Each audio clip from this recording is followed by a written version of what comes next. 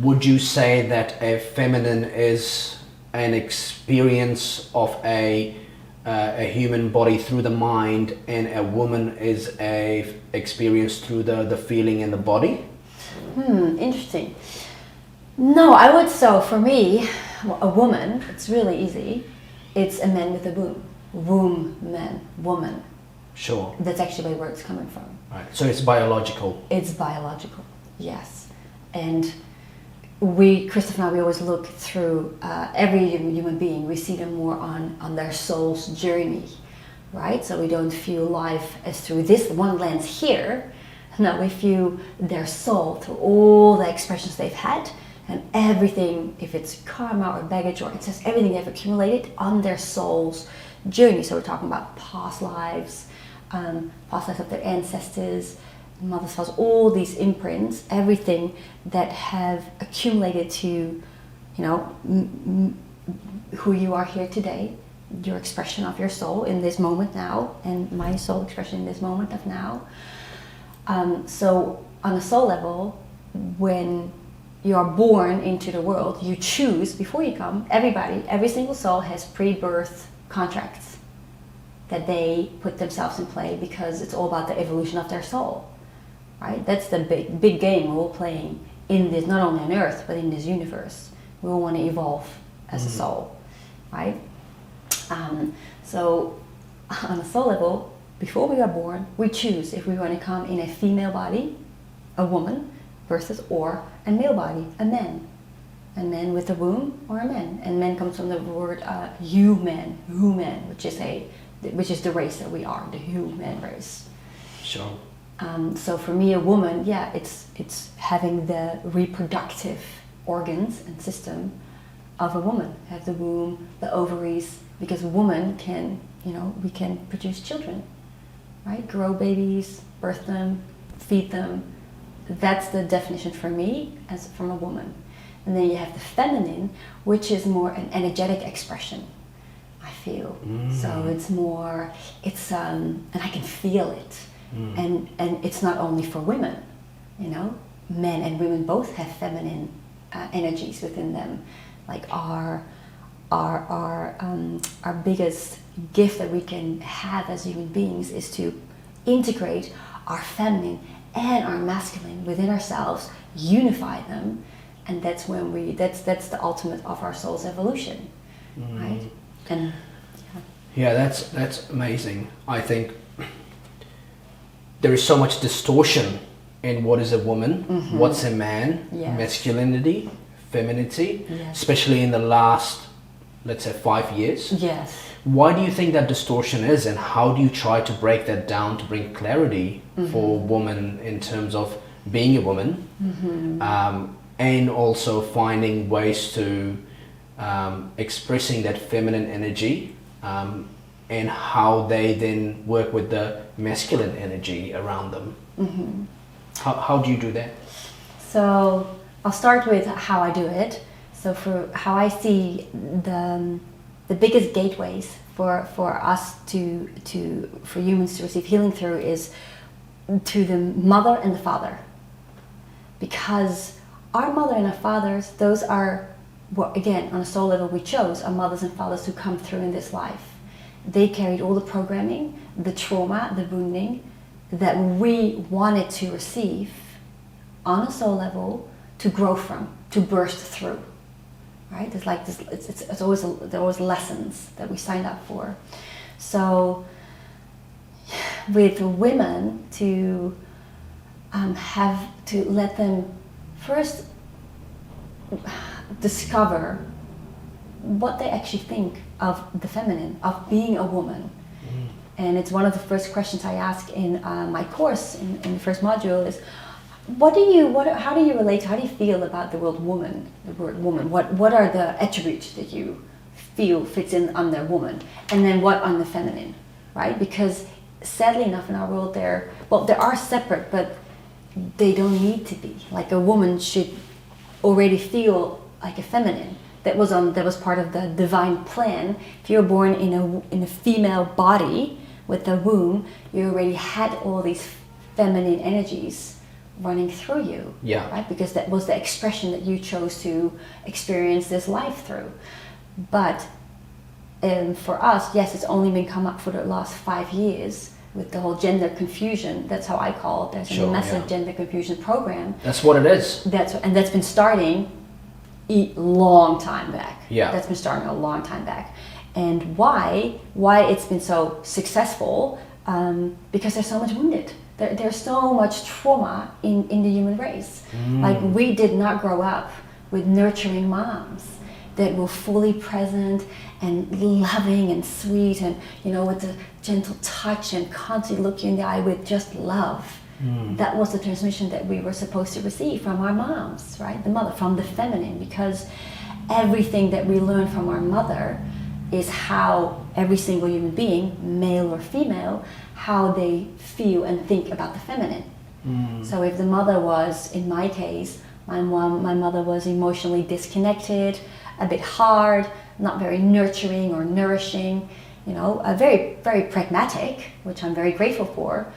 But I didn't know that I was missing that. So for me, when I was, in my teenage years and I saw women or young women very much in their feminine expression, I was like, it's so dramatic, It's be normal, because I was used to, like, no, you just get on with your shit, and bit of a hard edge for me. So I really had to learn, and that only happened for me when I birthed my children, that I could feel like, oh my goodness, I'm not connecting to my child how I thought I should. And I was like, oh, because I didn't know. I've never learned that. And that's for most of us. Yeah. Most humans. And it's the same with the masculine. With the masculine reflection, our fathers. And my father was very aggressive and alcoholic and very patriarchy. Of course, it's been the broadcast for so long in our universe, the patriarchy broadcast. Yeah. So I did not trust it, men. So how I solve these puzzles is I ask the people, how's your relationship with your father? How's your relationship with your mother? What happened in your childhood? And there's so many people who's like, I've done so much work on my mom and dad. but mostly that's not, and they have, but not in the extent that it's actually needed in, like, the first programming years, which is in how was the relationship between your mother and father when you were in the womb? Yeah. How was your mom feeling? Did she feel supported? Did she feel safe? Was she feeling joyful and excited? Yeah. Which most moms, in our generation, they didn't have the time even to feel it. And there was so much. I mean, we're so lucky to live in this time where there's so much more possible, and so much more deeper healing modalities, and where people are, like, getting more and more like, oh, we need to do the shadow work. And when I say shadow work is, like, go to your mother and father, Yeah. It's very simple. Those are the easiest gateway to heal these woundings, because most of the time there is a distortion there. All of us have received trauma or unmet needs when the mother wasn't able to be nurturing or hug you or hold you in your tantrum. She's like, no, shh, don't stop, no, instead of like, I know, I understand, yes, you can feel like that.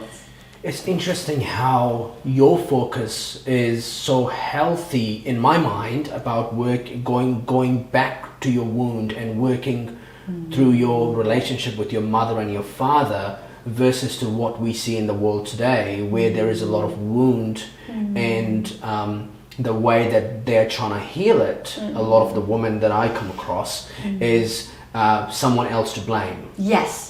And that's why there is this huge attack on men, that men are the one that are causing this. So we gotta blame the men. And as soon as we deal with the men, then we are empowered all of a sudden. Yes, it's false empowerment, I know. But actually what we're doing is we're destroying the role of a man and masculinity in a society, which has really bad consequences to it. Yes, I fully agree with that. And how I mean, of course, like, I had to work to all these layers, because so what happens when you go back to the father and the mother, right, and the childhood and the programming and the imprints that happening, the conditioning that's happening in those early years, and then we have the collective and whatever is happening on the media. It's all programming, but it creates all these lenses. Right? Like all these lenses that we cannot see reality clearly through anymore. We only perceive reality through the wounded lenses that we carry. And in my case, that's why I see it in so many others, I was so wounded with the masculine. I had such a deep fear for the masculine. So I was dominant. I wanted to dominate, like I didn't feel safe. So I was not going to surrender. So every single boyfriend I had, I was the one who was, keeping them suppressed or playing games or manipulating because I didn't feel safe. Until I met Christoph. And of course I tried it all. I tried it all. Trust me. Yeah. But thankfully he did already more work than I did. So he could see my programs. He knew it wasn't me. Yeah. He could see it was my programs, my imprint, the beliefs that I carried from my parents, my ancestors, the collective wounding. So all I saw in him was like this, the belief deep in my subconscious that was playing. Yeah. Men are incompetent. Men are incompetent. Men are not good enough. They're not good enough. Because that was your belief system. But deeply buried. I wasn't even aware that I became aware of it when I did a ceremony, because I really wanted to heal that relationship. And that was also what my mother thought. I knew it. She had such a deep. My mother's Indonesian, and she had just held such a deep resentment towards the masculine. So what I've been seeing is that people are just projecting. Right now, so many projections are happening, and the easiest target is the male, the masculine, because of the patriarchy broadcast that we've been under for so long. Yeah.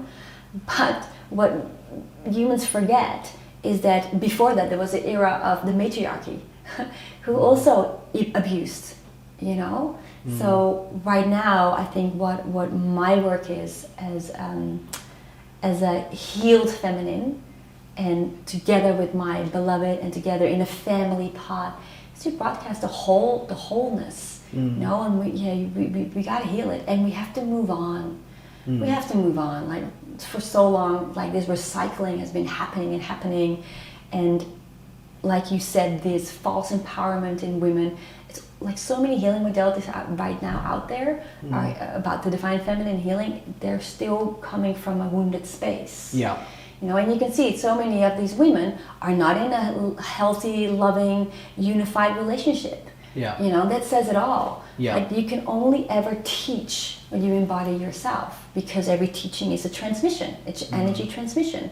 Yeah. If you don't hold it within yourself and in your, direct reflection in your reality, how can you teach it to others? Yeah. And then they're utilizing, like they have all these goddess movements and like, goddess and queen, but it's, first of all, there are no queens and kings. We're all equals. Yeah. We're all in one big circle, we're all one big family walking each other home. Yeah. So when people talk about queen and king, I was like, no thrones are needed anymore. We're all one. That comes again from this unmet need and wanting to be seen and needing to be on the top. You know? And that's the consequence of distortion, because I have been in the root initiation with you and Christoph together, and the thing that I remember very deeply and strongly is the work that you've done with me, directly interacting with me, has been more from the feminine energy and the healing from the womb. I remember the work you did on me, healing me from the womb, the moment that I was born, and the separations happened with my mother's body. Versus to a lot of women that have found this sort of new empowerment through the distortion of what a feminism is, and all of a sudden they are now creating coaching programs for teaching men how to be a man. I know. I've been saying to on my course, what actually has been happening is the masculinization of the feminine and the demasculinization of the masculine. Right? Interesting. I mean, it's just, and you can see it. Like all these wounded men who've been castrated by the feminine, instead of we're all healing together. Yeah. In the end, there is no one to blame anymore. Like so many people are still in the blame cycle and in the victim, which means if you're in the victim, you're not going to heal.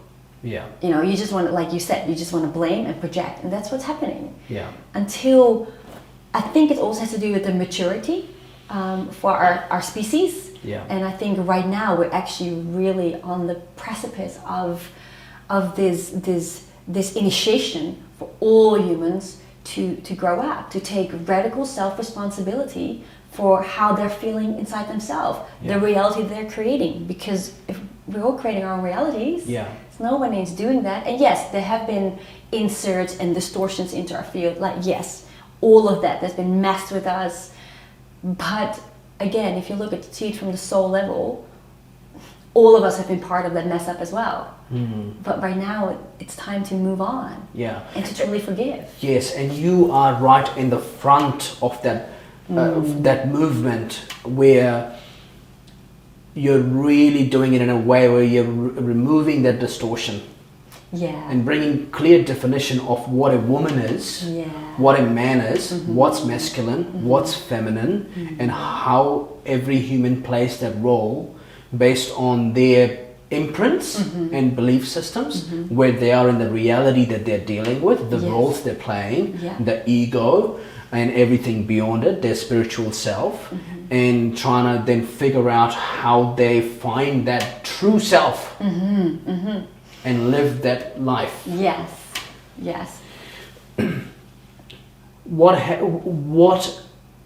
are the type of, I guess, problems or issues that you are finding that you're dealing with women when they come to you? And what are your interactions like with them? What are they wounded by? Give me some examples of realities you're dealing with, and how do you then turn that around for them? Yeah, that's a good question. So there is what I've noticed with most women that come to me, they feel disconnected from themselves. They don't feel like they're not connected into their heart. They don't feel the love in their heart. They're very harsh judgments about themselves and about other women. And there's a deep sadness, because most women, and this was my path as well for myself, something is missing, but they don't really know what it is. They just feel like something is missing, and they're not getting it. But they feel this sadness, they feel they can't fully express themselves, they can't fully create, they're just kind of a bit stuck, very in the mind, and very goal-orientated, so... Yeah, very internal focused. I think it's a consequence of this therapy culture, all about just thinking about the self. There is not a lot of external projection of what life can be. Exactly, and not a lot of, my feeling is there's not a lot of tools. So, okay, for I believe I always want to empower every single person that I meet. I want to empower them. I don't want them to see me as their, of course I'm a teacher, but I'm empowering them so they can become a teacher. Like I feel that's always, Christoph says always so beautifully, like true leaders bring other leaders, create other leaders, not followers. So for me, it's always important to ask questions. So I always start with asking questions so they can have this own self-awareness. Oh my goodness, I didn't even realize I was thinking that about myself. I didn't even realize that. So if I see another woman and I have this judgment about her, that's actually how I think about myself and about my feminine. I didn't realize that. So for me, it always starts with a self-realization, self-awareness, right? Which, again, the easiest, because we're still in the, in the toddler phase, I feel, with humanity. I'm still like, every single person right now that I meet there, I bring them back to the mother wound, the father wound. That's just the easiest pathway, because everybody wants to get out of there. Like, oh no, like, no, grounded. It has to be grounded, anchored, so they can understand and they can feel it. And then what happens, because I'm an emotional transmitter, that's my main, I think, tool of teaching. Like everything that I have overcome myself and healed within myself, I embody it and I transmit it. So women feel that. They feel safe. They feel the nurturance. They feel all the feelings that they've missed from their mom, and then they realize, because I bring it back to that, like, oh, I thought that was normal, but actually, I really missed it. No, my mom didn't look me in my eyes, or was gentle with me, or didn't hold me in when I was going through massive turmoil in my life, or my first bleed, which is a really important imprint as well, wasn't received in a celebration and in sacredness. No, it was like, oh yeah, no, that's annoying and she has to be quiet about it. Yeah. So it's all about these programs. So it's kind of like a story. I always use a story kind of way, like a storytelling, and bring them up and realizations, and there's then energetic transmissions, and teach them about what's happening in their room. How do they feel about their belief? Because those all have to do with how you think, everything that's in your room. And it can also be, again, like lots of ancestral imprints out there as well. Everything's held in the room is how you feel about yourself as a woman. Yeah. I think the thing that I remember strongly about my interactions with you when I was doing the root initiation, you're probably the only woman in the last 10-15 years have got me closest to feeling the real feeling of a woman. From what I remember of my mother's imprints that she left on me. Because you guys work hard when you're doing these. It's not just a masterclass. It's not a chat. It's not a talk therapy. You're actually physically working on the body. Yes. There is a lot of work going on that one can feel on their body. There's a lot of activation, a lot of confusion, a lot of understanding what's going on, a lot of suppression that's coming out. There's a lot of shake-up going on. Yes. And so many different layers of what a human can feel and not feel. Yes. Yes. And that's what my mother was. She just constantly worked hard on the family, on the kids, whether nurturing them or cleaning them or talking to them. Sometimes maybe too much. Sometimes it was too much. But I think that's sort of like one of the things that we've lost somehow. And what a woman is and what a woman does is kind of become more of, let's try to be like men, or go into positions of power, or and lose that what a mother is. And so many women tell me all the time is, oh, I'm just not a good mother. And that's so sad to hear, you know. So well, what's going on here? What's the distortion? Why is that happening? And it's sort of like the it's the same consequence of what we see with transgender movement, and that distortion of what's going on that further fuels the feminism movement of going after men. It's like a subculture of that. It's all so okay. So you want to have the bigger picture, what I've discovered myself, Sure. Because I had to go back I had to go back really far. Yeah. And I knew that. I knew that for a long time. I just didn't know how far back. Yeah. And these are the memories that I've received myself and I've seen myself. So God, right? Usually when people talk about God, what do you think they see or they feel or they think of? There's lots of different groups of people. They feel power. They feel a superior power. Some people, different religions have different ways of looking at it, whether it's Christianity or Islam. Yes. For me, I find a much more stronger connection with the randomness of what's going on. Perhaps the physics. I like things that are more that can explain, or we can sort of break it down. I love the sheer force of the existence of what we have. The fact there is the Earth, and it's on a sheet of gravity, according to the theory of Einstein, right? Yeah. So those kind of things are very interesting, but at the same time, there are some crazy ideas that people have. I caught up with a friend of mine that I haven't seen for 2 months. We catch up, we have a drink, we have a second drink, and then he gets into this big debate about the Earth is flat. And he has been researching for 2 months. And I'm like, okay. It's everyone has so many different things. Yeah. Yeah. So, what I was getting though with God, yeah. funny enough, most people still see a male figure. male white man with a beard, or it's still so. And this is so what happens because we speak a lot about God. And I said to Christoph, I think we need to say Mother, Father, God, because what happens when we do transitions, whatever, and we say God, you can literally see all these thought patterns pop up and all these different expressions of God, which is usually a male form, because the imprints are so deep. It's also still an ancestral line, it's like it's been so.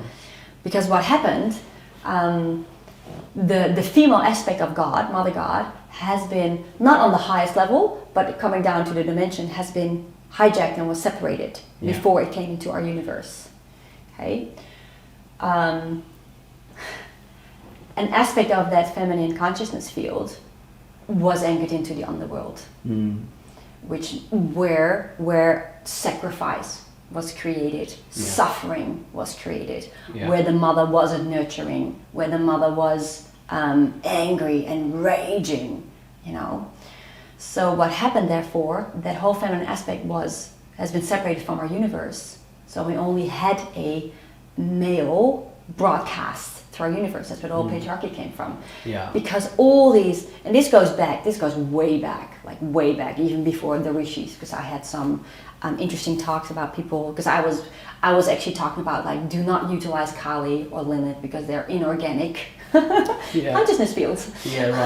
Because what happened with that female consciousness being hijacked by another star system that was already separated from God, so it needed another source to feed from.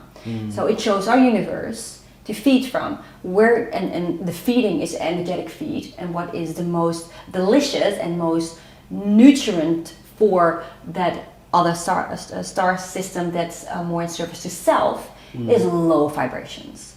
When there's a lot of suffering and a lot of sadness and a lot of grief. So can you imagine if you take the mother principle out, where there's no nurturance, where there's no compassion, no gentleness, and that's been the broadcast for so long.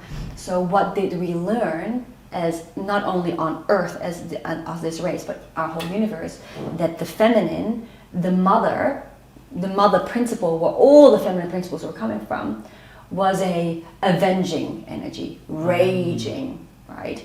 So, and then you had Kali and Lilith and all these stories that have been woven into our history, that were never part of our plan, of the divine plan, because our species had been created to be Mother, Father, God embodied beings, that we have a physical body, but we can access all 12 dimensions and create in a unified field all together. That's where we've been created for. With all this distortion and such deep imprints and wounds, how long does it take for you to work with someone in terms of trying to get them moving back into the right direction? Because you are doing root initiations, which are quite intense. They're about 5 nights, 4 nights, 5 days. You're doing tours. You've done tours to Egypt. They're about 20-day tours. And you go to these festivals, which you were last weekend. Talk to me a little bit about the type of different programs you do and the methods you use. How long do they take, and how do you really sort of see a result in a woman that kind of starts getting back on the right path? And I'm sure the journey of the healing of the wound is probably longer than just a quick fix. Yes, so again, I only believe you can only teach what you embody yourself, because it's a transmission. So usually, I had a 6-week course, for example. And there were over 100 women on the course. Wow. Yeah, which was amazing. Because on my first course, I was... Wow, amazing. Your first course, 100 women. Yeah. 6 week long. Yeah, wow. 120 women. And I actually thought, because I was like, because I can go really wide and I can go really deep. Sure. So it's kind of feeling, and this is it, it's kind of feeling where everybody's at. So we're very fluid in our ways, because someone who doesn't believe in past lives, for example, I can talk about the energies that are still working through that person that are from that other life, because I can see it. I can feel it. I'm like, that's not, So then we have to keep it to the mother father. Sure. So we have all these different modalities, but with what I love with the 6-week course is that I felt that every single woman, they got it, because the whole course was set up with a lot of processing, a lot of questions, a lot of practices that I have that helped me on my path, and those are like golden tools, and they have them for life. So I took them through these certain practices, I sent them away, I do this at home, I create transmissions. So it's like you said, it's multiple layered, because they have to understand the concepts, and then they have to have the awareness about the emotions, their feelings, the stuckness that they feel, the density that is in their body, and then they have to need the willingness and the courage to move through them, which can be multiple ways, which is toning it out if you have the right tools, or moving it out of the body, shaking it out. The most powerful and fastest route is still the root, because with plant medicine, specifically this sacred wood from Africa, they're all consciousness fields, all the plants. Yeah. And her consciousness fields is a very high, comes from a very high, high plane of dimension, put it like that. I don't know. Sure. And she signed up to come down as a plant to help humanity unlock them from all the shackles. And so that's why we work mostly with the root right now, because that's where most humans are at. Yeah. It doesn't bring you out of the body like ayahuasca, and I love ayahuasca, but it brings you out of the body, which can fracture you more if you don't have, sorted your first lower 3 chakras out. That you're safe, and that you're know who you are, and because you can get lost in that, right? Yeah. So, it's Will Smith, right? He did 14 ayahuasca sessions, and then he slaps Chris Rock at the Oscars. Oh, I didn't know. Right? Yeah. Going back to the root initiations you do, and working with the wood from Africa. Yes. Which is called iboga. Yes. That's what you work with. Yes. Introduce us to iboga and why it's sort of something that you deeply work with and believe in, and in activating the wounds and healing them. Because what it's not a she, I call it a she because it's a conscious field. But for me, she always shows up like this big African mama who's very, she's very strict, very loving, but she doesn't leave a millimeter unturned. And what I love about it is that what she does, she clears away actually all the protections that we put on. So for example, talking about a childhood, to keep it relatable, something happened in your childhood. It can be easy as you wanted some attention of your mom or dad, and they say, not right now, with a harsh voice. That can be already an imprint, right?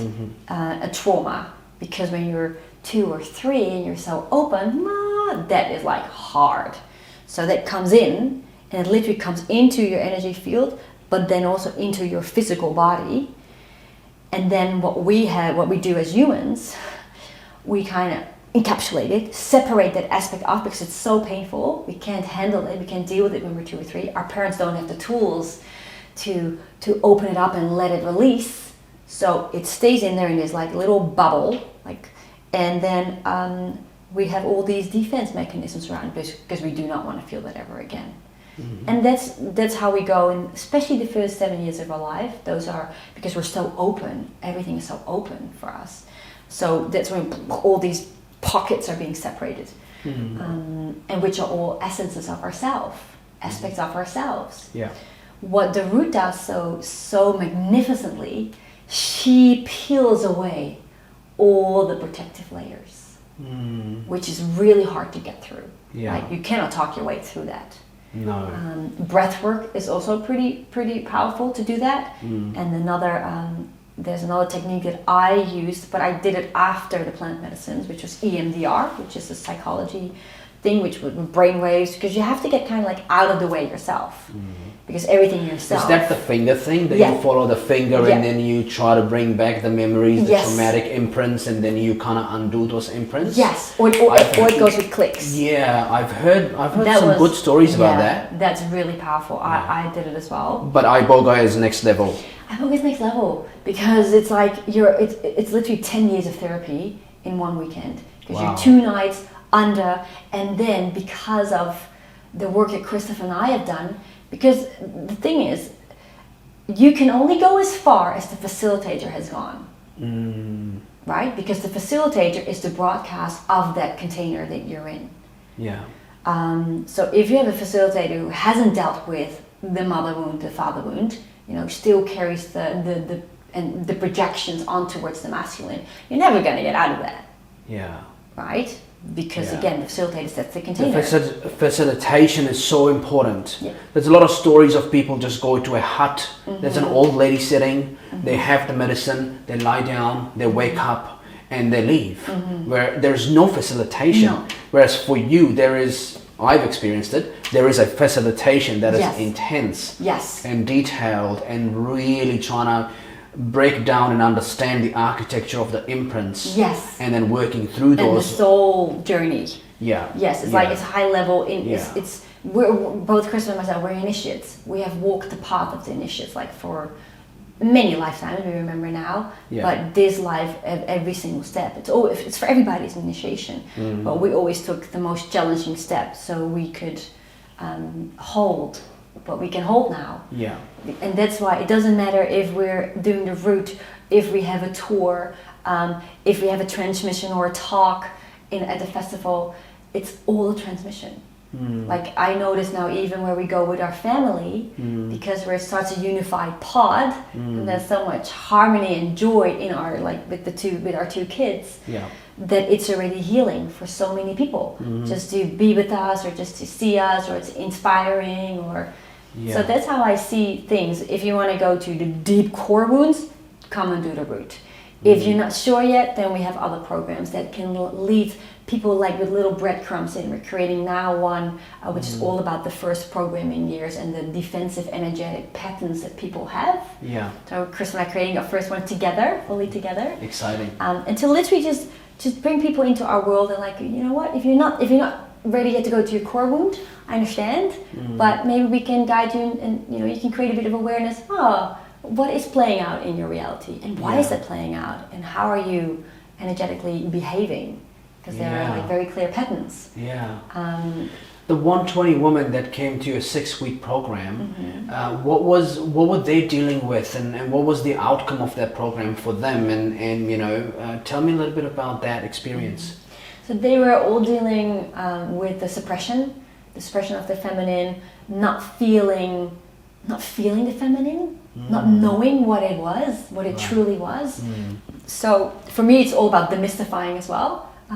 So everybody was like, I call it Activate Your Divine Feminine Blueprint, because that's exactly what I did. Because everybody carries the Divine Feminine Blueprint within themselves. And I know I've activated within me, and therefore I know I can activate it in others. But I didn't just want to do it like that. I took them on a journey so they can do it for themselves as well in their daily life. And I gave them tools that they have to continue to work with.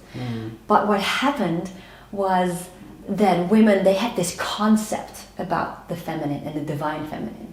And I'll never forget, in one moment, somebody on the call asked me, okay, so can you explain what is the divine feminine? What is it?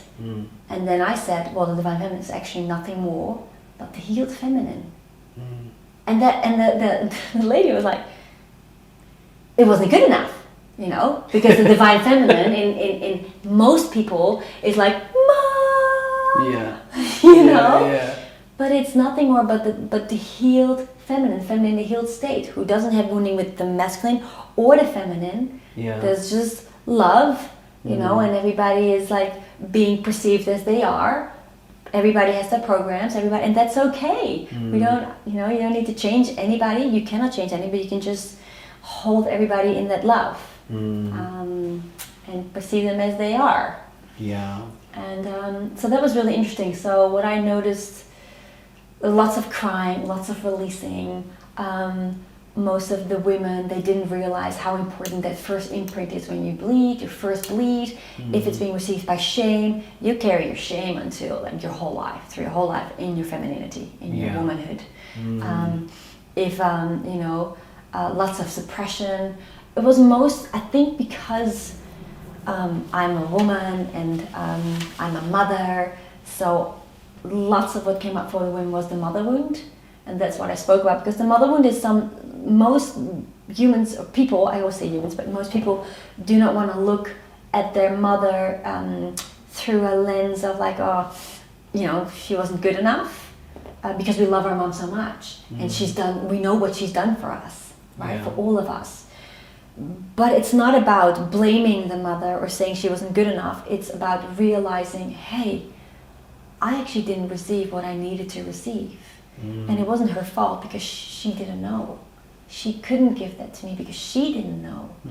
So I felt in my course it's usually about bringing those mother wounds up, feeling held and received, and learning that that we're sacred sisters, that there's no competition, that we're all in this together, and I'm learning from every single one as well.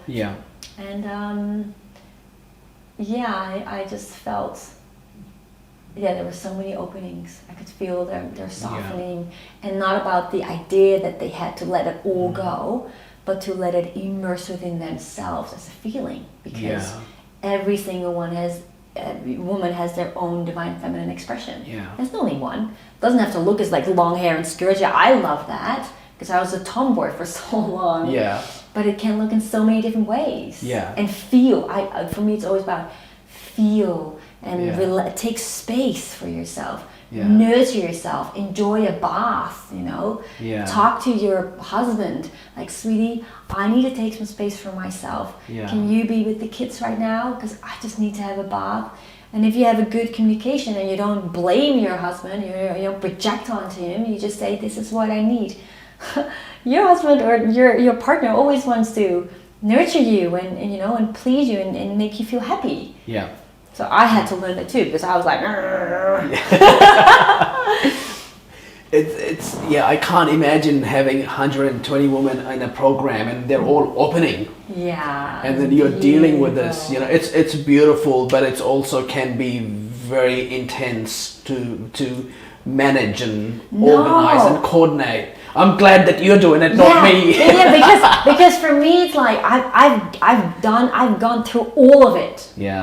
So I know the intensity. It's a lot. For me, it's not intense. Whatever every single person brings to me, it's not intense. Because I've done it all. So I'm just like, yes, I feel you, I hear you, I see you, and yes, I acknowledge you. You're safe, and then let it come out. For me, it's all about letting, like, the emotions that are stuck in all those different pockets, right?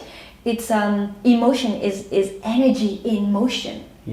So the energy needs to move out, up and out.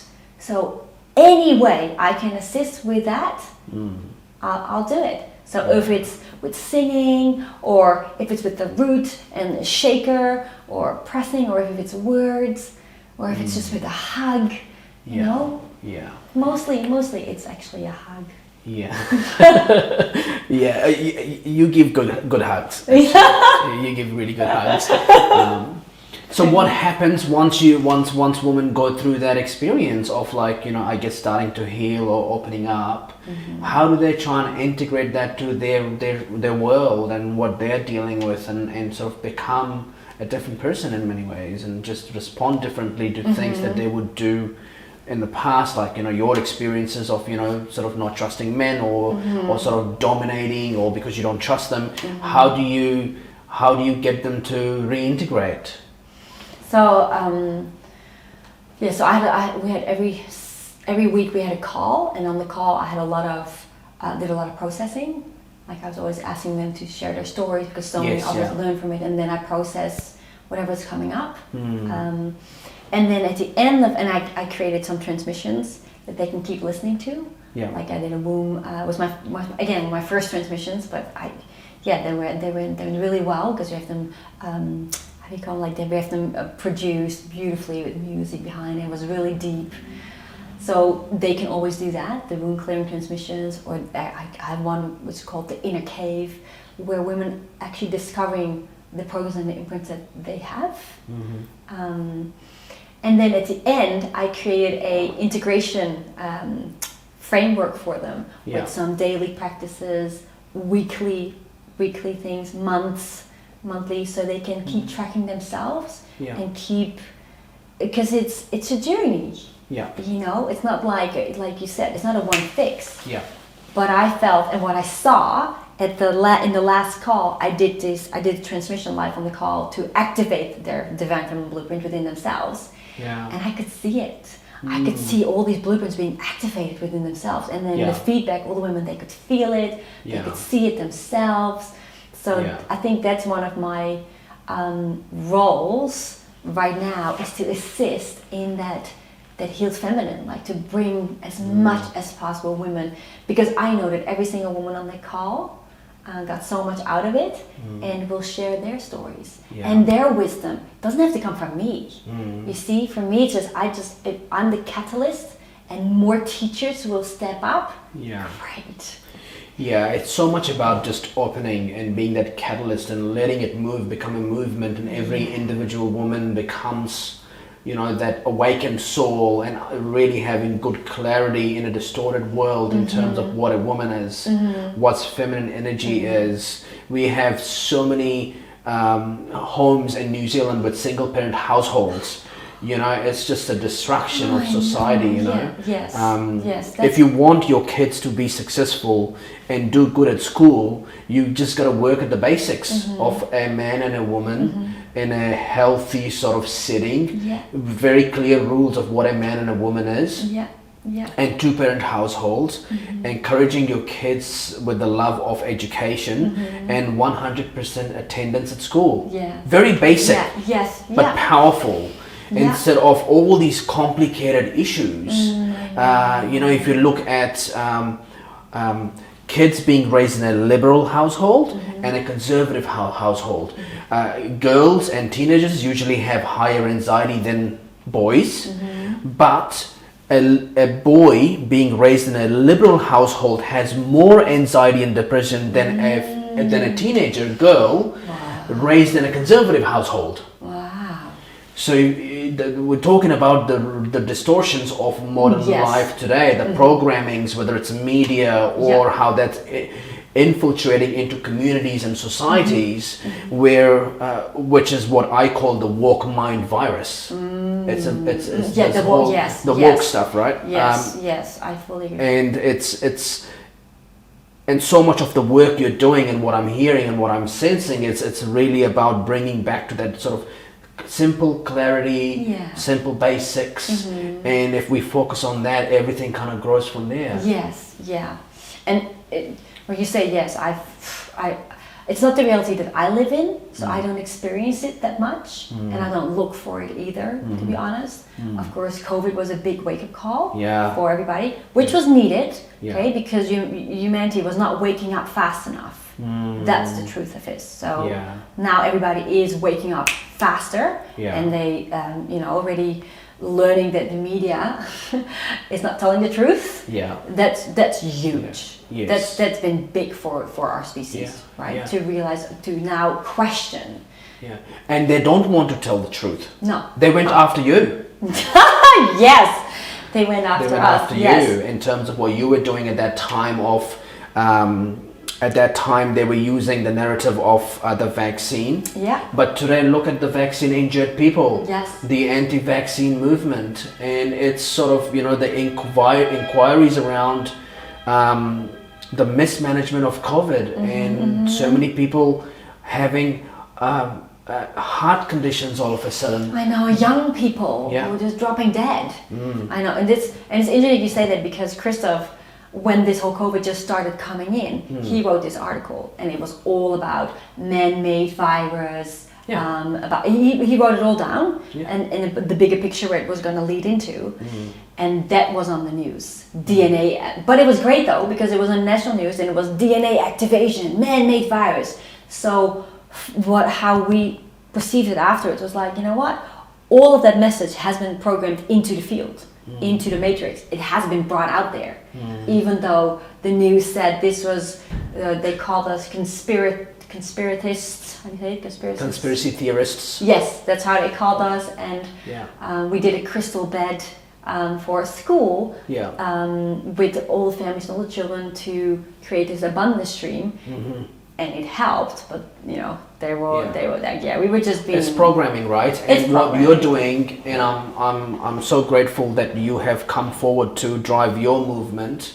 You do a lot of work with your husband Christoph, but I'm so excited to see this because it's such a problem we have in society. What is a woman? And you know, where do they fit in? What are their rights? It's so distorted, and so many are, you know, wounded. And so many are misguided in the wrong directions, and I'm very excited to see the work that you're doing and you're coming forward and driving that.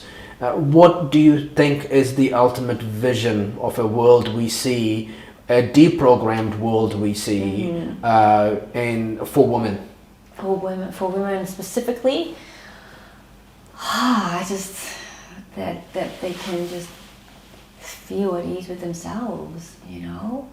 Like just, I don't know, that they can, when they wake up in the morning, they just feel this love and this overflowing cup, and they want to share that with their partner, with their children, with everybody they meet in the street.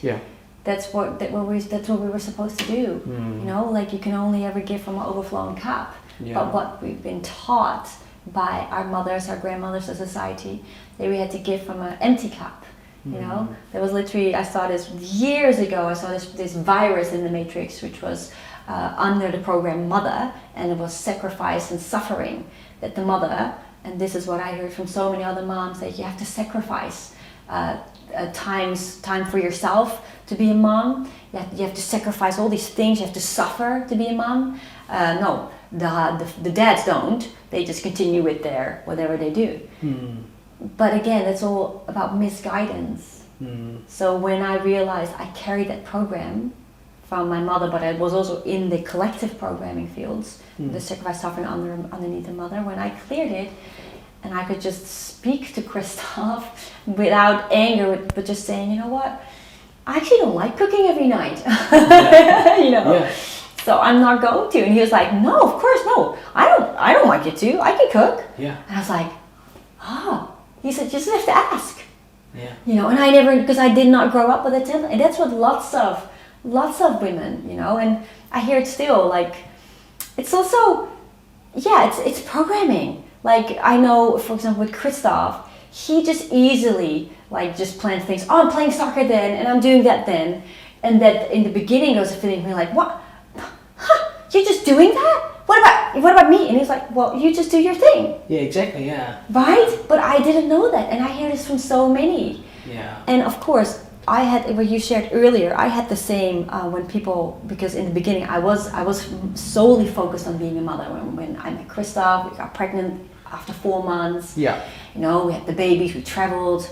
So I think I've only been working now since a year. And my eldest is nearly 9. So I was 7-8 years really solely focused on motherhood. And then when people ask me, what do you do? I always felt a bit of a shame, you know, about it. Like, oh, I'm just you know, I'm a mom at home. And people would like, oh, yeah, okay. You know what I mean? Well, of course, with Christoph, it was like, well, yeah. I'm doing this, But it should have been the other way around. Not all the way around. It's equally important. Like, mother is the most important job in the world, especially for 7 years. So if as a mother, I talk about it a lot because I feel that's where the whole woman stems from. If we can voice what we need, and it's very simple, like on your bleeding days, take a step back, have a rest. Don't be social. Don't get in your go-getting. And I've been doing it for years with Christoph and the kids. They know, oh, I'm bleeding, daddy's cooking. No, we're not going to have play dates over at our house. Mommy is bleeding. I just want to relax and I need to cleanse, because it's, as a woman, it's a massive cleanse. And if you work together as a one unified field in the family, I can transmute things for Christoph through my womb. I happily do that for him. Why wouldn't I? he's my beloved. Yeah. You know, instead of, and I had to work through that, because when I became a mom, all of a sudden Christoph wanted to plug in more with me because he had a mother wound. And there was in my side being like, I'm not his mom, I'm his lover, his partner, his wife, I'm not his mom. Yeah.